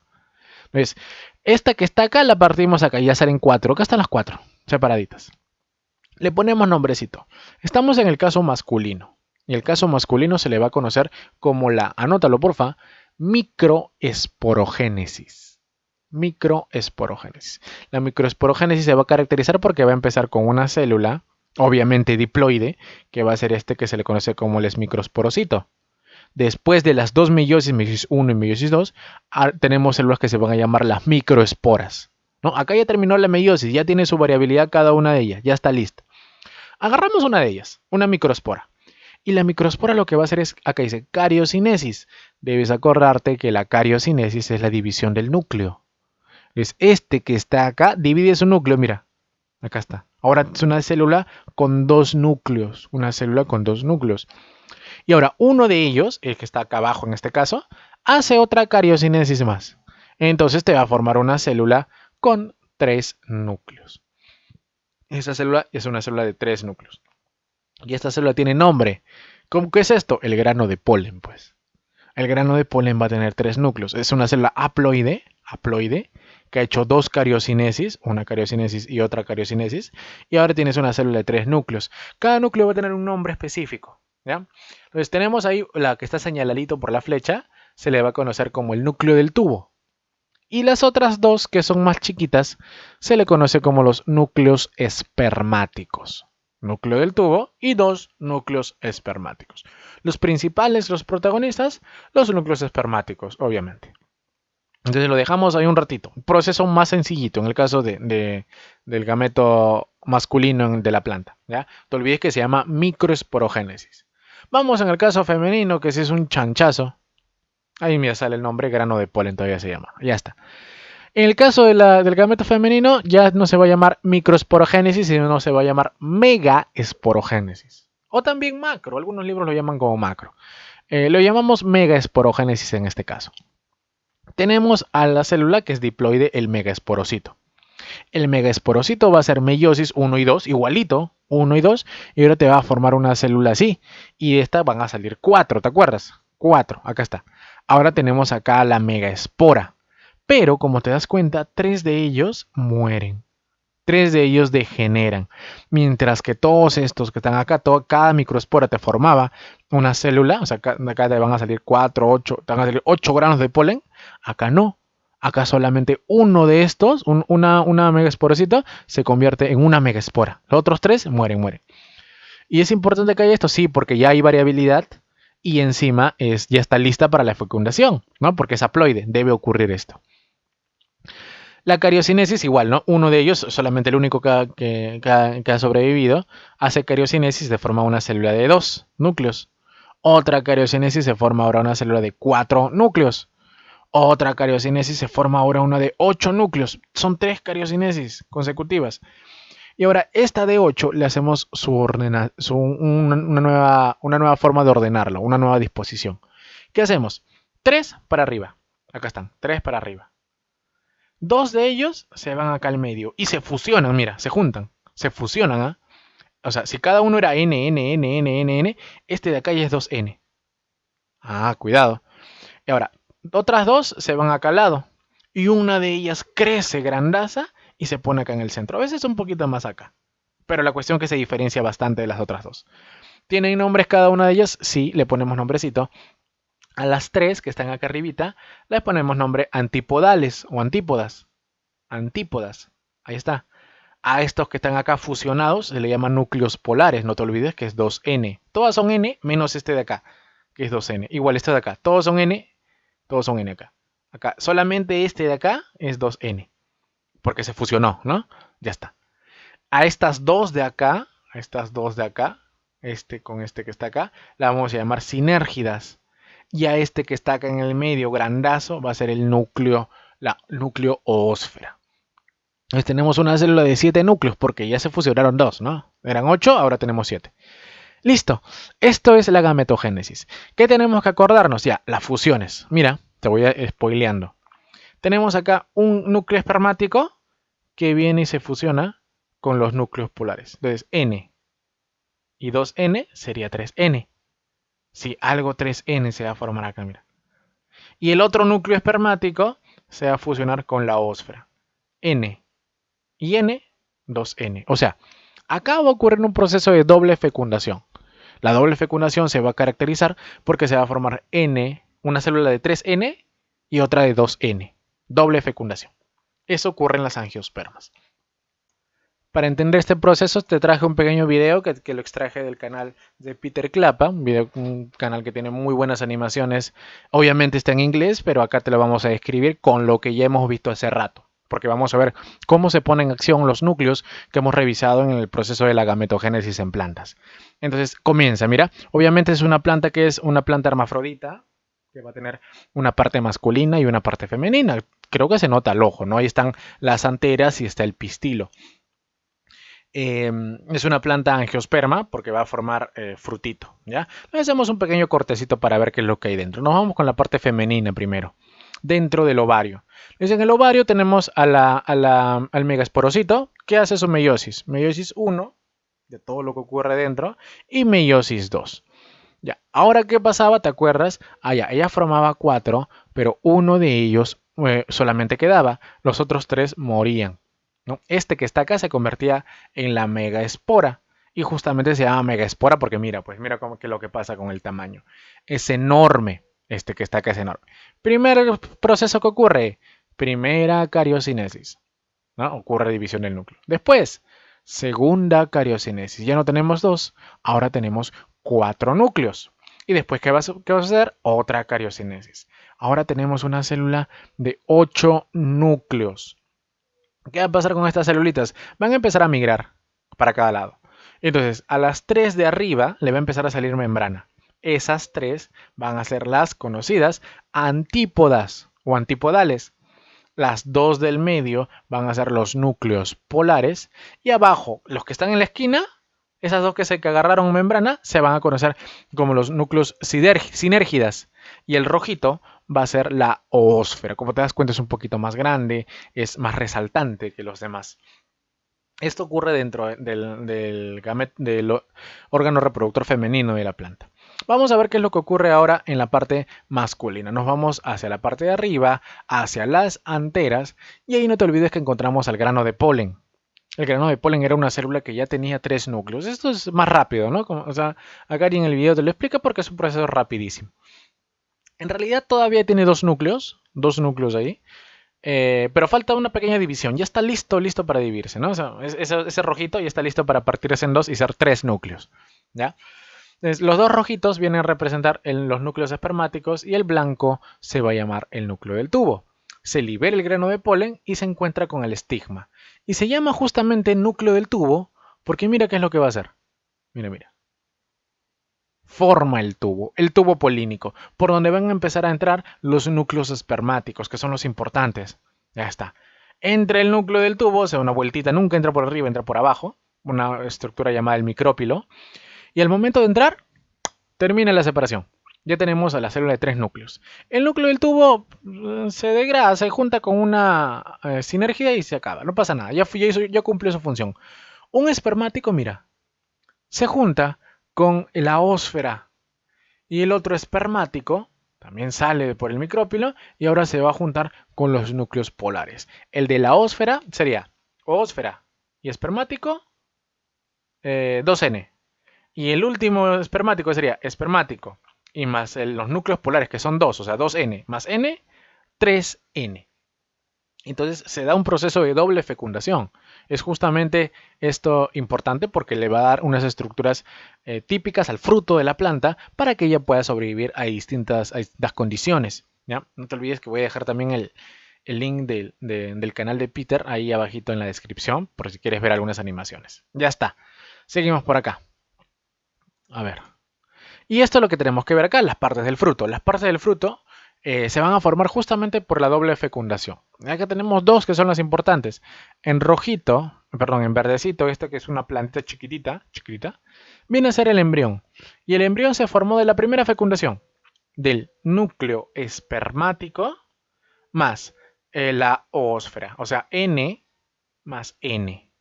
Entonces se va a formar el embrión. Si te preguntan qué carga cromosómica tiene, tiene 2N.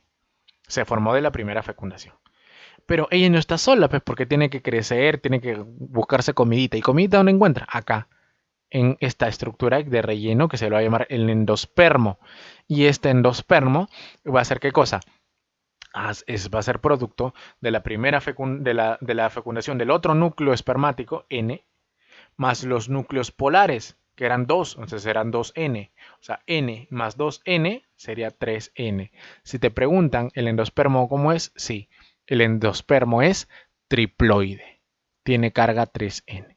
Además, a la pepita le va a salir una pequeña cobertura. No toda la pepita, sino dentro del endospermo, una pequeña cobertura que se le va a conocer como el tegumento.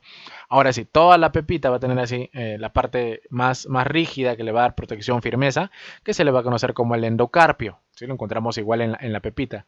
Lo que comemos de la fruta, todo esto que está acá, se le conoce como el mesocarpio, parte del mesocarpio, la pulpa. Y la cáscara de la fruta se le va a conocer como el epicarpio o exocarpio. ¿Ya?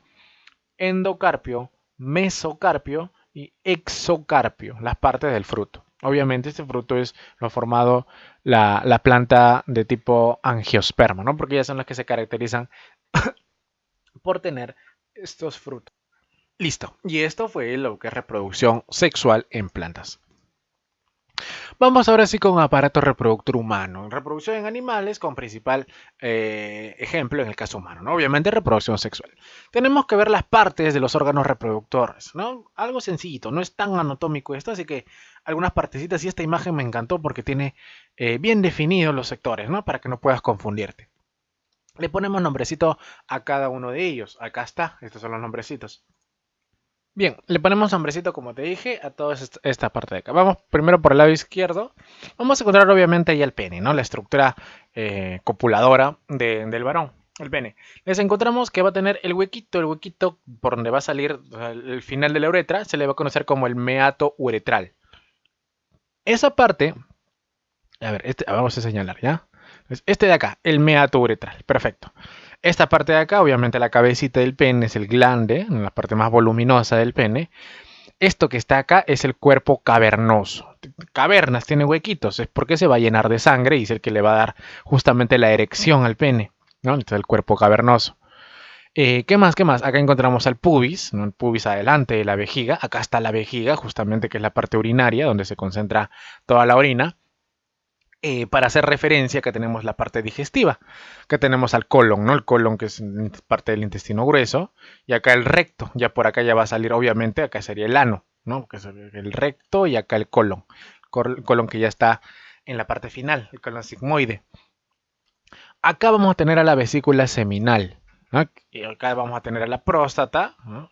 Y acá tenemos a la glándula de Cooper. Acá tenemos el conducto deferente, que es la parte que está saliendo. Acá vamos a tener al epidídimo sobre el testículo y acá el testículo con su respectiva piel que se va a llamar el escroto. Entonces, seguimos la secuencia. ¿Cómo sería la secuencia de la liberación de los espermatozoides? Porque estamos en reproducción, ¿no? A ver, acá tenemos adentro del testículo unos tubitos bien pequeñitos que se van a llamar los túbulos seminíferos. Ahí va a ocurrir la gametogénesis humana, la espermatogénesis. Se van a formar los espermatozoides acá, en el testículo. El testículo lo que va a hacer es liberar esos espermatozoides y van a salir por acá y van a llegar al epidídimo, ¿no? Se forman acá y llegan al epidídimo. No te olvides que se forman en los túbulos seminíferos, ¿ya? Llegan al epidídimo, una vez que llegan al epidídimo vienen por acá, por acá, por acá, por acá, vienen por acá, por la cola del epidídimo y luego salen por acá. Por acá. Sigue la secuencia, sigue el láser, sigue por acá, pasan por el conducto deferente. Siguen por el conducto deferente, siguen por el conducto deferente, ¿ya? Van a pasar más o menos a la altura del pubis y más o menos a la altura de la vejiga. Y acá se da una curvita. ¿Dónde se encuentran? Acá, en la vesícula seminal, ¿sí? La vesícula seminal se va a encargar de nutrir, de dar parte de lo que es del semen. Y esto va a continuar por acá, va a continuar por acá, va a continuar por acá. Y sale con fuerza acá también, ¿no? Sale por acá. Va a pasar por la próstata y la próstata también va a aportar fluidos. Va a aportar unos fluidos para que este se termine de completar el semen. Entonces el semen se forma en testículo, vesícula seminal y próstata. Sigue por acá, sigue por acá. Ya, acá está la glándula de Cooper, que ella se va a encargar de liberar unos líquidos para lubricar toda esta parte de acá, ¿no? Por eso está en la base del pene, ahí. En la base del pene se encarga acá y mientras empieza el proceso de excitación, esta persona está lubricando esta parte de acá. Se lubrica, para que ya luego cuando salga todo el fluido seminal, salga sin ninguna interferencia. Viene por acá, como te dije, nos quedamos por acá, pasa por acá, sale, y luego para afuera. Por la misma uretra va a salir el líquido seminal como la orina, ¿no? Date cuenta que acá a nivel de la próstata, acá se unen la uretra, toda la parte que es urinaria, y la parte que viene reproductiva con espermatozoides. Por eso es importante la lubricación, ¿no? Porque la parte de acá se va a encargar de brindarle ese fluido y quitarle esa acidez de la orina. Ya está, eso es el aparato reproductor masculino, esa es la secuencia, no te olvides, ¿ya? Testículo, epidídimo, conducto deferente, pasa a la altura del pubis y de la vejiga, llega a la vesícula seminal, aporta, llega a la próstata, aporta y sale por la uretra. Este es el conductito, el caminito. Vamos con el caso femenino. En el caso femenino acá vamos a tener al útero, vamos a tener el aparato reproductor femenino. Bien, tenemos acá el ovario que va a estar acá grandecito, y el ovario va a estar sostenido al útero a través de un ligamento, el ligamento conjuntivo, ¿ya? Por un lado, eso va a estar acá. Por el otro lado va a estar la trompa de falopio, también conocida como oviducto, ¿no? El oviducto es el canal, trompa de falopio es toda la estructura. Acá tenemos al útero, las paredes del útero, y la pared del útero más engrosada, que es esta que está acá, se le va a llamar el endometrio. Es la parte que cae en la menstruación, ¿no? Es todo esto de acá, es sangrecita, tejido bien vascularizado. Termina el ciclo y esto se libera y cae. Acá tenemos el cuello del útero y por acá va a estar la vagina. Ya está. Esto de acá es el sistema reproductor femenino. Entonces agarramos el ovario, en este caso este que está acá, porque acá está el ligamento conjuntivo. Y por acá debería estar las fimbrias de la trompa de falopio. Entonces, este ovario, vamos a ver que adentro ocurre una serie de procesos importantísimos para cuando se necesite que la mujer libere gametos, libere óvulos. Entonces, vamos a llamarlo así óvulo ahorita, pero vamos a darnos cuenta que más adelante que no es óvulo, sino que es el gameto, ya el gameto en sí. Entonces, pasa que el caso del lado femenino, el humano femenino, no se va a desarrollar solo, sino que se va a desarrollar junto con un folículo. Este de acá es el folículo. Este que está acá empieza no solamente a liberarse solito, no sale solo como es el caso del espermatozoide, o además de fluidos y eso, sino que le empieza a formar células alrededor. Mira, alrededor. Y deja un hueco ahí alrededor. Le ponemos nombrecito. Este que está acá es el folículo primario. Estos que están acá son folículos secundarios. Este que está acá es el folículo terciario. Ya mira, date cuenta que es grandazo. Y adentro no te olvides que tiene el ovocito. Ya, este amarillito es el ovocito. El ovocito va encargándose de que vaya formándose el folículo. El folículo. Hasta que en un momento determinado, este folículo se corta en dos. Se libera el ovocito, o sea, el amarillito se libera, y todo lo que está acá adentro se hace una bolita. Y esta bolita se va a llamar ahora el cuerpo lúteo. Desde el folículo se libera el ovocito y se forma el cuerpo lúteo. O sea, ¿cuándo se forma el cuerpo lúteo? Cuando se libera el ovocito. Este cuerpo lúteo luego termina degenerando, generando, hasta que se forma el cuerpo albicans y luego el proceso vuelve a comenzar. Todo esto ocurre en un ciclo menstrual, en un mes.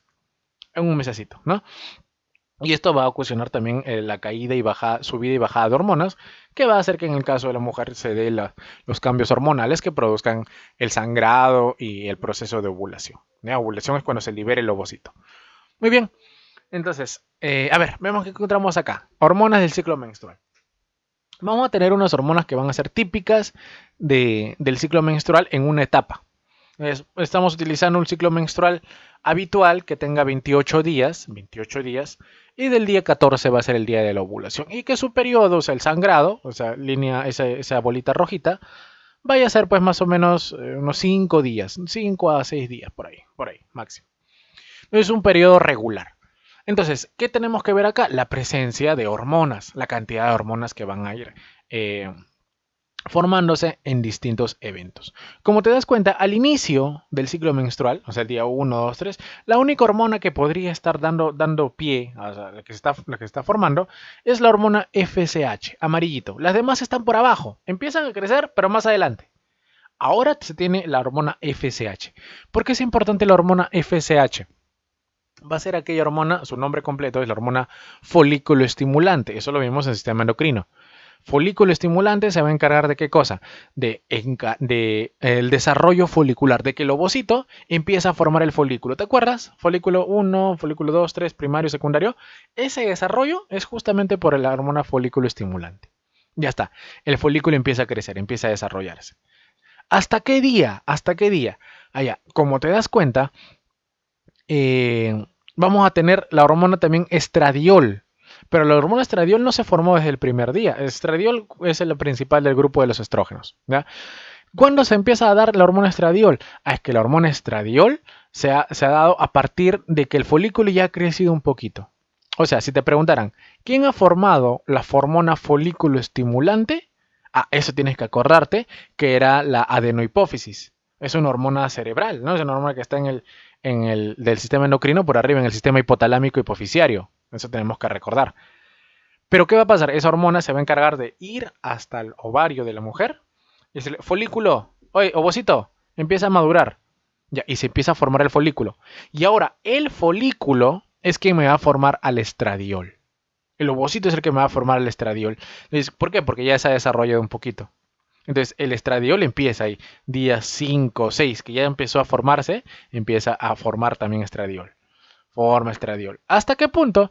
Hasta más o menos antes del día de la ovulación. La ovulación es la liberación del ovocito. Entonces, ese día se libera, se libera, se libera, se libera y luego baja. Luego hay una pequeña subida, pero eso es otra cosa. Recuerda que hay dos ovarios.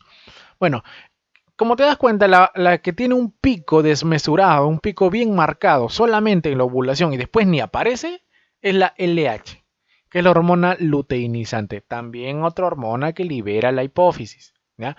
Entonces, esa hormona se libera y lo que va a hacer es formar el cuerpo lúteo. Por eso se llama luteinizante. ¿Y te acuerdas cómo se formaba el cuerpo lúteo? El cuerpo lúteo se formaba porque se liberaba el ovocito. Una vez que se liberó el ovocito, queda el cuerpo lúteo. Y eso lo llamo ovulación.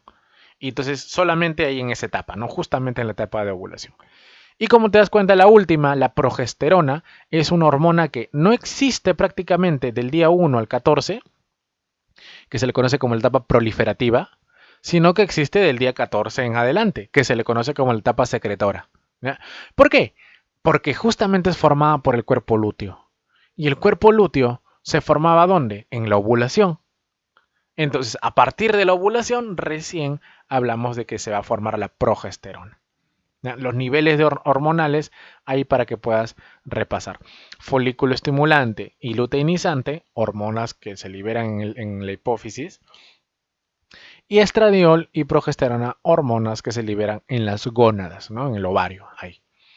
Ya está, cada una con su propia funcionalidad. No te olvides que la que tiene pico en ovulación es luteinizante, la progesterona solamente se ve en la última etapa, desde el día 14 en adelante, el estradiol que tiene más variaciones y la folículo estimulante al inicio, ¿no? El desarrollo folicular, ahí se da, ahí tiene un despegue bastante marcado a comparación de las demás. Listo.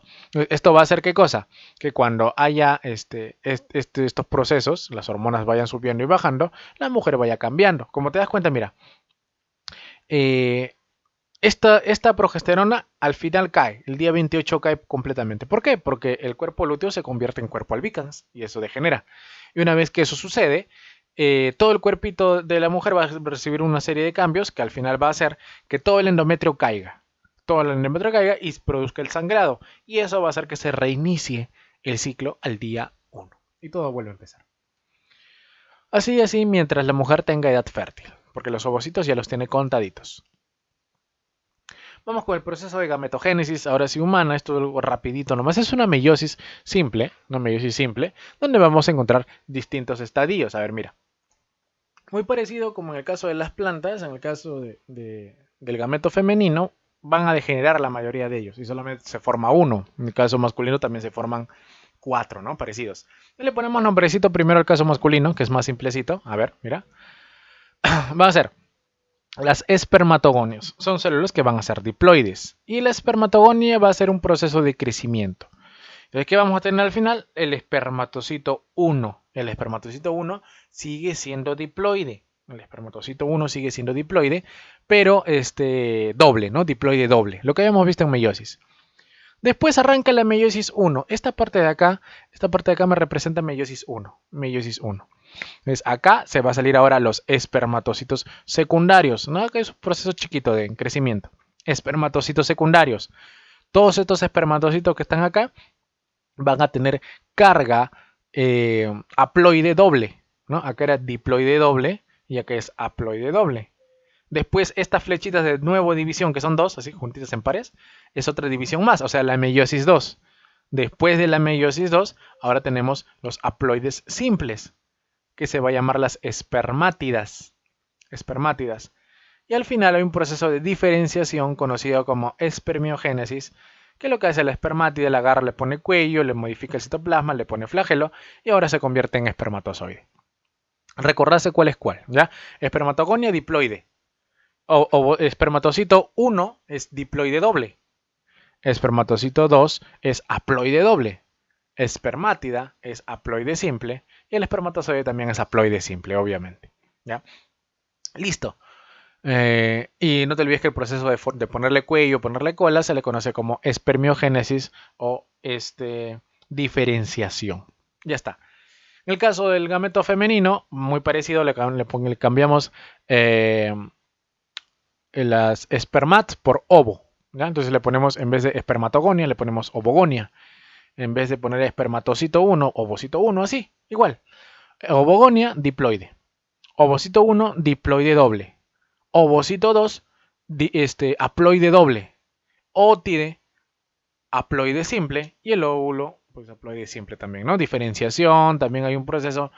Es un poquito más complejo en este caso, ¿no? Porque tiene que llegar el espermatozoide para que este proceso continúe. Pues no te olvides que lo que libera a la mujer en la ovulación es este de acá. Este de acá es el que libera a la mujer en el proceso de ovulación. Entonces se debería llamar ovocitación, sí, porque no es óvulo. Después, ¿qué falta? Meiosis 2, se forman los cuerpos polares. Y al final, ya cuando ya está el núcleo dentro, ya está listo para la fusión, se le llama óvulo, etapa virtual. Y luego ya tenemos al huevo, ¿no? Al huevo cigoto que va a formar al nuevo individuo. Ya está. Esto de acá es el proceso de gametogénesis humana. Unos nombrecitos a acordarse. ¿Ya? ¿Y cuál es la carga cromosómica de cada uno de ellos? La fecundación puede ser de dos tipos, ¿no? Ya terminamos los gametos. Ahora se va a fecundar. Se pueden fecundar de dos formas. Fecundación externas, por ejemplo, en los peces, ¿no? Donde encontramos que la hembra va a liberar los huevos al medio. Y lo que va a hacer el macho es esperar que la hembra libere los huevitos y luego va a liberar su esperma para que fecunden a los huevos. Sobre los huevos lo va a liberar. Perfecto. Es de fecundación externa. Y la interna es ya cuando sí el esperma está dentro de la hembra, ¿no? Como es el caso humano. Los espermatozoides llegan al óvulo dentro del mismo organismo. Fecundación externa y fecundación interna. Diferenciarlo bastante bien, ¿ya? Peces y mamíferos están por ahí. Externa e interna respectivamente. Bien, entonces se da el proceso de fecundación, ya tenemos el huevo cigoto como te dije. A veces se da otro proceso conocido como la partenogénesis que ocurre en abejas. ¿Cómo ocurre la partenogénesis? Mira, vamos a tener una abeja que va a ser meiosis. La abeja, pues para que haga meiosis tiene que ser diploide, obviamente. Le ponemos nombrecito. Mira, hembritas diploides y el machito es haploide. ¿Qué ha pasado? Allá, esta abeja que está acá es diploide, 2N. Entonces va a formar gametos, N, N. ¿Y qué va a pasar con este gameto? Este gameto se convierte en un macho luego, no se fecunda, no viene este es un óvulo, ¿no? Esos son óvulos. No es que venga un espermatozoide, lo fecunde y forme una abeja. No, no, no, eso no pasa. Tenemos acá un óvulo y el óvulo se forma luego el macho. Entonces, si era el óvulo haploide, ¿el macho cómo va a ser? Haploide, pues acá está, mira. Haploide, haploide, haploide, haploide. Ya está. Esto pasa con los dos. O sea, si no hay fecundación, ¿se forman puros machos? Sí. Si no hay fecundación, se forman puros machos, puros haploides. Ya, esto es la parte de partenogénesis. ¿Y qué pasa con la hembra? ¿Cómo se forman hembras entonces? Ya, cuando una hembra diploide hace meiosis y forma óvulos. Pero ese óvulo puede convertirse en macho, ¿no? No, pero si viene ahora un esperma de un macho, pero el macho no lo va a hacer meiosis, pero el macho hace mitosis. ¿Por qué mitosis? Porque él es haploide, él no puede hacer meiosis. Entonces él va a hacer mitosis y forma un esperma, también haploide. Haploide, haploide. Acuérdate que mitosis lo mantiene, ¿no? Diploide, diploide, haploide, haploide. La mitosis lo mantiene. La meiosis lo reduce, ¿no? Era diploide, haploide, así. Entonces, haploide acá y haploide acá, y ahora sí se juntan. Fecundación. Y ahora se va a formar ¿qué cosa? N y N, 2N. Ah, entonces son hembras. Y las hembras van a ser diploides. Y estas hembras ya pues siguen haciendo por acá, siguen haciendo por acá. Y si sale macho, viene por acá. Es un cruce por todos lados, la partenogénesis en el caso de las abejitas. Muchos insectos lo hacen, donde hay formas en la cual el gameto se convierte en un individuo y el individuo va a ser haploide. Y en este caso el individuo es macho. Pero si el gameto es fecundado, se forma un individuo hembra, diploide, obviamente. Ya está. Eso es la partenogénesis. Ahora, dependiendo si permanece o no dentro del organismo, la fecundación. Podemos ser ovíparos, ovovivíparos y también a los vivíparos. ¿Cuáles van a ser los ovíparos? Los ovíparos van a ser cuando los huevos son eliminados e incubados en el exterior del embrión. Perdón, en el exterior y el embrión obtiene su material nutritivo enteramente de la yema del huevo. O sea, como el huevito ha sido liberado por completo, vamos a tener que adentro está el nuevo organismo y él ya no tiene contacto con el progenitor. Entonces, el único sustento que va a tener va a ser la yema, el alimento que está ahí adentro, lo que se formó dentro del huevo, el vitelo. Entonces, que son los ovíparos. Obviamente depende de los progenitores, sí un poco, hasta cierto punto, para la incubación, pero son más independientes. Estos son los ovíparos. ¿Quiénes tenemos acá? Por ejemplo, los anfibios, ¿no? Los peces, la mayoría de reptiles y las aves, pues obviamente los que ponen huevos. A eso me refiero con ovíparos. Mientras que los ovovivíparos van a ser aquellos que durante el proceso de formación del nuevo individuo, los huevos son retenidos pero dentro de los órganos sexuales. O sea, sí ponen huevos, pero no salen, sino se quedan dentro del animalito, ¿no? Y ahí empieza a desarrollarse. ¿Quiénes van a ser? Por ejemplo, los tiburones y algunos reptiles, ¿no? El embrión igual se alimenta del vitelo del huevo. O sea, dentro del huevito ahí está el alimento, pero el huevito está dentro del animal. Entonces, esos van a ser los ovovivíparos. Y por último, los vivíparos son aquellos cuando el embrión obtiene casi todo su alimento de la madre. Hay esa conexión cordón umbilical y ese cordón umbilical tiene la mamá nutriéndose y le va a pasar los nutrientes al nuevo organismo. Como el caso de los mamíferos, excepto obviamente por Perry, ¿no? Los monotremas, los ornitorrincos, ese grupito de animalitos, ponen huevitos, así que a ellos los sacamos del grupo, ¿ya? Entonces, esto serían la clasificación dependiendo de dónde se desarrolla el organismo. Listo, a ver qué más hay por acá. Ya, hablamos del desarrollo embrionario ya a partir después de la fecundación, ¿no? De la fecundación en adelante, hablamos de que hay un desarrollo embrionario, porque si bien es cierto, sabemos que se formó una célula diploide, una célula 2N, después de la fusión de dos células N cada una de ellas, ella no se puede quedar una sola, pues porque estamos hablando de individuos pluricelulares. Tiene que hacer mitosis, tiene que formar nuevas células. Y estas células que se van a formar no va a ser una mitosis simple, va a ser una mitosis un poquito más compleja, porque las células que encontramos acá tienen que ser menos especializadas. ¿Por qué? Porque a partir de ellas vas a formar ojos, vasos, vas a formar cerebro, vas a formar piel, vas a formar músculo, o sea, a partir de ellas se forman todos. Entonces, hablamos que estas células son embrionarias porque tienen esa característica. Entonces tenemos el primer estadio, mórula. Cuando de una célula salen un montón. Y como forman un racimito, un paquetito de un montón de estas células, hablamos que estas células tienen forma de mora, como si fuera una morita, ¿no? Esto llamamos como mórula. ¿Qué características van a tener esta mórula? Que las células que encontremos son totipotenciales. Entiéndase a las totipotenciales como aquellas células que son capaces de formar individuos nuevos, ¿no? O sea, das una célula, luego dos, luego cuatro, luego 8, luego 16, y así. Entonces, de esas, imagina que al momento de que está avanzando, de ese paquetito de ahí, se desprenden dos, te salen dos individuos nuevos. ¿Y eso qué te va a dar como resultado? Los gemelos. ¿No? ¿Por qué? Porque se ha partido en dos, son genéticamente hablando iguales. Las condiciones van a hacer que cambien un poquito, pero son genéticamente iguales. ¿Y por qué? Porque cada célula que está ahí tiene la capacidad de formar un individuo nuevo.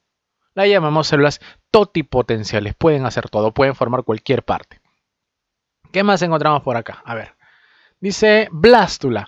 Las células de la mórula empiezan a migrar hacia la periferia, a formar un huequito, así como si fuera un chocolate Kinder sorpresa. Así que adentro es hueco y alrededor nomás de chocolate, algo así. Las células empiezan a agruparse así. Forman un huequito, donde el huequito se va a llamar blastocele. Y una capa externa que se va a llamar el blastodermo. ¿Qué tenemos que acordarnos de la blástula? Que va a ser la etapa donde se va a lograr la implantación, donde esta pequeña estructura va a ser la que va a unirse al endometrio, al útero de la mamá, y ahí se va a anidar. Y una vez que logra la anidación, rompe vasos de la mamá, esos vasos le dan nutrientes y empieza a crecer. Y esto se va a convertir luego más adelante en lo que es el nuevo individuo. Y por último, tenemos la etapa de gástrula, la gastrulación, donde se caracteriza porque empieza a meterse un poquito, o sea, se formó el blastóporo, y vamos a encontrar sobre todo las diferentes capas embrionarias. Acá ya observamos dos, que van a ser ectodermo y endodermo. La última en formarse es el mesodermo, por eso todavía no figura acá. Pero cuando hablamos de capas embrionarias, ya hablamos de gástrula. Y justamente como te menciono, estas capas embrionarias son las que te van a formar distintas cosas, distintas estructuras, que los tenemos anotadas en este cuadrito de acá. Mira, tenemos acá hay el proceso de diferenciación, ¿no? Ya cada una empieza a cumplir una función determinada. El ectodermo se va a convertir en piel, pelos y uñas, en sistema nervioso y en los órganos sensoriales, ¿ya? No te olvides que el sistema nervioso, excepto las microglias, que las microglias son del mesodermo, ¿no? Porque son glóbulos blancos, son células de defensa. Listo. Mesodermo. Tenemos el sistema muscular, tenemos el sistema circulatorio, el sistema óseo, excretor, reproductor, básicamente lo que es conectivo, los especializados del conectivo, y la parte interna, ¿no? La parte interna que se va a encargar de rellenarnos, ¿no? La sangre, eso por ahí. Listo. Y por último, el endodermo van a ser los sistemas internos que tengan hueco. A eso se va a referir. Sistemas internos que tengan un hueco. ¿Cuáles van a ser? Sistema respiratorio y sistema digestivo. Eso acordarse en esa tablita. Ya mucho le pide su pantallazo a esto. Ahí se nota bien bacán. Y con esto ya estás listo para hacer diferenciación. Y la última diapositiva, con esto nos vamos, hablamos de la metamorfosis. Cuando hablamos de los ciclos vitales, hablamos de que si un organismo nace y se parece al adulto, solamente crece en tamaño, luego se parece mucho al adulto, como el caso de nosotros, hablamos de que es un desarrollo directo, ¿no? Un niñito es un adulto pero chiquito, así. Pero cuando hay una diferencia enorme, hay distintas etapas, hablamos de que hace metamorfosis. ¿Cuáles son las etapas? Acá tenemos las 4 etapas típicas, ¿no? Primero, obviamente sean insectos. Va a poner el insecto un huevito. Ese huevito luego va a eclosionar y se va a formar una pequeña larvita. Sigue siendo un insecto. Sigue teniendo 6 patitas. ¿Ya? Solamente que está en un estado larval. Sus patitas están por acá, por adelante, más o menos por acá. Por acá están sus patitas, 6 patitas. Acá se fija y con eso ayuda a caminar. Estas larvitas encima son muy peligrosas. Bueno, no peligrosas, sino que son muy dañinas al momento de los cultivos. Tragan, un montón tragan. ¿Por qué? Porque justamente después de la larva viene el estadio de pupa. Y cuando es pupa, date cuenta que se hace bolita y empieza a utilizar reacciones adentro que va a hacer que cambie su fisionomía y se forme un insecto adulto. Pero en ese momento no come, pues entonces cuando está en larva está bien gordito, bien chanchito porque está que come como loco. Ya el todo lo almacenado lo utiliza en estadio de pupa. Luego de pupa nace el adulto emergente, un juvenil, ya nace el juvenil y luego se crece un poquito más y se desarrolla el adulto. Y el adulto vuelve a poner huevitos y el ciclo vuelve a empezar. Muy bien, esto ha sido todo por la clase de hoy. Esto ha sido para la semana número 10. No te olvides que la próxima semana tenemos genética, hacemos la teoría necesaria y traemos la cantidad de ejercicios para poder desarrollarlos también. Y no te olvides que también voy a dejar en la descripción de la próxima semana los ejercicios que vamos a trabajar en genética en esa sesión. ¿Ya? Listo. Entonces mi nombre es José Martínez de Biología en Evolución. Muchas gracias por haber visto el video, fumarte todo este tiempo. El tema es bastante largo, lo hemos resumido lo necesario. No te olvides de suscribirte, darle un buen like y si puedes compartirlo, ¡mua! Genial. Nos vemos hasta la próxima semana, muchachos. Se me cuidan. Chao. Gracias, gracias.